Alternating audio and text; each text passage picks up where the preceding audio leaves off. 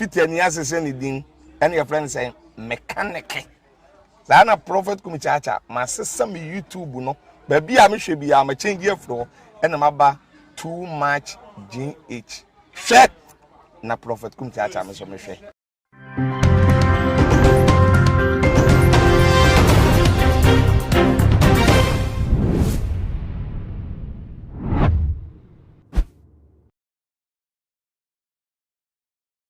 for me ma obibia akwaba ba too much GH emunia ba mosomfo ena mede inkitanwe eba be somwi onim said that na ye akonya se ya na ye ensem a ade twene ewo chese wiase afane nyina ene ye de ba be somwo eye na say ntem ensem a esi fa ye honorable Kennedy Japan ene Tracy Boachi entem ekoba ase na chese ano aye hyepa na nini na ahyase ene se eye honorable Kennedy Japan ekoye campaign kopie mu okumase abonten so ne campaign mo no ekoba se won se yen se Tracy kumase no free ubo ne di a chese na agi baby efi se ewo na wo free na wokobo ne di e de ka asem na asem no ekoba se ankoye ama Tracy Boachi na ono so Kenya na ho gintini enye be kan ne bu so asem be kan ye kan ne bro ye ne a chese ambru ni na ono free se wo kire na adwen na enu so ko wie mu se ye honorable Kennedy Japan wo no ye nenim se Ghana ha or ye well known as a member of parliament na ye kan wana wo di mu so wo man mu a je so ma no ekwa ekire ye honorable so wo kamo na ni dwumedi a wo di ne so de so ankasa a je se Ghana ha ne oban ni nyina ni pardon edi ni tuma bibia na wonu so ekoba se wo ye penin so sin Tracy Boachi ntino ekoba se Ghana fo bebre bobo ho se ensem a ye Tracy Boachi de betu dwa no bebre susu se Tracy wacha ne ninton je se anka bibi ni bona se ankoyi amawa went to a wise enough na ka kwan bebre wo so anka Tracy betumi afa so the approach issue we address no ama je se akoye ti se behind the scene en koba se anka se na esi ekopie mu no anka Andrew sa na ensem ni kire se ye honorable Kennedy Japan so hu se obi a ye Tracy Boachi a obetumi aye ne ba ana se je se ye ka edumasem tebia wadu Chese Tracy ndu wo bebre aye na wonu so raising the voice ka se won show na ne nsem a wo keka ye won show no mana no kira it se abofra na no atira ne papa chese ne papa twapoma ama na sentin to ono so sa back but na the station so na two so di Tracy wo ya ne nsem a wono so ya wo bia di ya wansem apie fi na no ba no ono so keka be fine e ma chese wo hwe na two ana sa time nsem ni bi wo kakra ye mute no a chese mjidi se anke be tot memufo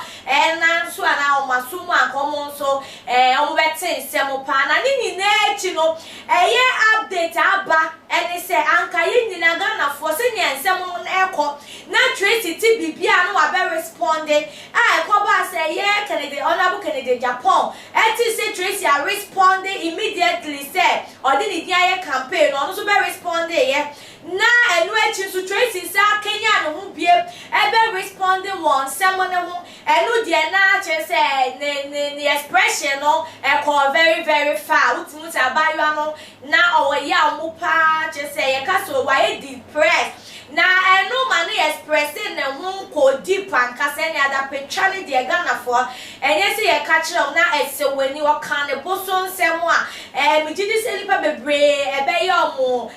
dempa se omo betumi ni penny akasa sa na so sa na ebe pie mo na eno no na ama update aba ne se eye honorable Kennedy Japan sire se debut wono no we twa bibia so esan se ye impenyufo bi abemu impenyufo bi aba beka bi na wono no se ne esi akoye no an very phone bi ni impenyufo mu di mu de oma no aba betu mu de na ese ensem no twa na ye den wo twa so na wo di ni ho ya pa na nke ko ba se nye nsa impenyufo ya almost setting na ko be ko so eteki eye Tracy Boachi on papa na so ni dem ye se o patafo na ya na omo ye waboafo se wo ya ade na so bi be patawa na nipa no chese bia wo hu ahead ana nipa no do na bebi a ekọ no sha na e wo etru e won so e sleeping na e se obon ne wo modia na wo bemu na obehwe se bibia etubetwa na nunti no ama wono honorable Kennedy Japan etwa bibia so esin se chese Ghana fo bebetimemu fo bebre susu se se na wakoye peni wo man we mu ne se na no kodwa no anko betu anamo bi se ye se chinchina Tracy Boache no timi ebre no wase ebe nanim anabe o man Ghana nim be edi dwantoa ebe tu dwana so ni nemu no se dwantoa ebo se dwantoa emba o ono wetwa bibia so nemo efutu ne kakra wode ka won se da bio se wo be celebrate ya na che se bia omumu bi eju no wundru wo ye bebi o mafa any baby o makọ amudi ababedu ni age mu krampo no na wundru wo ye ntina ya mususu ma mo ho so na mo ma obrasie endi mwanim esinse wo ni peni wo esanse wa begidi kakra bi ntino na eno no adidi wutima ma wutima ya wo dedede na se wo ni peni be challenge na eso wo se wo na wo bre mo ho ase efise Bible kra kasetia o abofra wodidi peni atem se wo yesa na wo awatwa wo nkwada so na se onu peni na atiti se onu abokra wotwa bibia so na eso se wo ankasa no wo chia wo baby enti dani da bibi se si ana efutuo so enemu de bre afoforo ene mbembru a omoba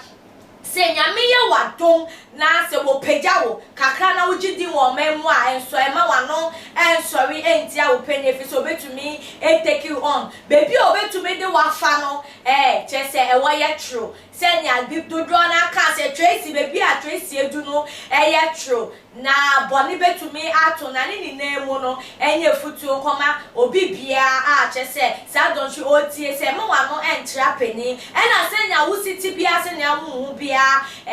na wa bra wo ase se ne be ya onyame ebe pagya fi so onyame opagya na wo bre no ase na wa bra wo ase na hu ntokwa ko a won ko fa ma na utimi wo se comment e ba bebre kire se ye Tracy Boache ohun ne ntokwa eko na ebusuafo na etiefo se ne nsem yi mu kire sifa no wa dwentire wo ho ene se adwentire bi awowo no na wagya to your comment section wo de amaye na afi so won subscribe ya na wa bo mo da subscribe se na dane de djumedie bia etumu a eye won so be ye first person won so won sa ebeka bi no wetumi a kire wa adwe na wo like na wo share de mine na before me de manu be si no ye wo wana wo so ya se na wana wo so ya se ba ko Mama Julie Adventures Mama Julie Adventures de one mba na delicious wo pe kitchen bibia se na oba nko sere sauce pan frying pan se tapolino na wa friend Mama Julie se na be obe provide wo kitchen utensils ni na e de amount na Mama Juliet number is 0247083815 0247083815 and our first one I was so ya send back where loan masters omo loan within 24 hours na your government work and quadie now we hear loan urgent no now our free loan master was 0249315035 0241315035 o friend pay inquiries bia on ne will be in gita won say ne be ya won say be ka loan within 24 hours na munia ba mesika na me de djumedie ebrem aha na me be ma me kwan na me di mo esi das ne ye be san ehia makram. Yo, too much GH nie Ghana for ahwefo etiefo onipa bi a won subscribe e too much GH no subscribe wo na ehintasem ensema ebuafa oman Ghana so na ye de bremu one God nie the only one God in GH eho na de bia mehwe abrochefo ene Ghana for mo wiasa fa na ina me recommend emamo too much GH kra. The major prophet kum chacha on say me catch was say bomoden na hwe too much GH on say me kan ye nyene bone pa na kase ye pe wo wiase ya asondin ti na Adam wo hu nyame ye no nyam no wo hu ne ma bi a wo hwehwehwehwe e wo other place ni ade kat won na bomoden na be hwe too much GH bɛhwɛ ne subscribe bomodin o bɛhwɛ pɛ na wayɛ subscribe o subscribe subscribe na subscribe na o subscribe a na wobɛnya ne yɛma papa a wopɛ ahwɛ nyame hyira na